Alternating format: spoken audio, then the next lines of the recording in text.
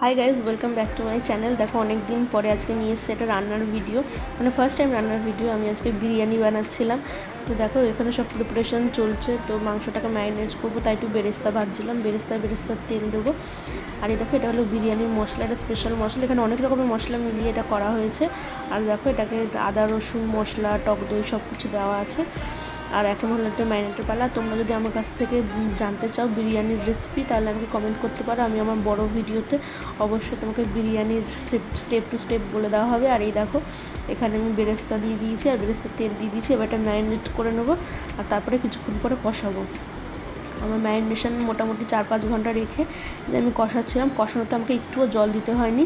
একটা সবসময় মনে রাখবে একটা কথা, যে যখন বিরিয়ানির মাংসটা কষাবে তখন জল দেবে না, যেহেতু দই দেওয়া ছিল সেখানে মাংস থেকে অটোমেটিক্যালি জল বেরোবে। যে জলটা বেরোবে সেটা দিয়েই কষা হবে। আর মাংসটা হয়ে গেলে আমি এদিকে বসিয়ে দেবো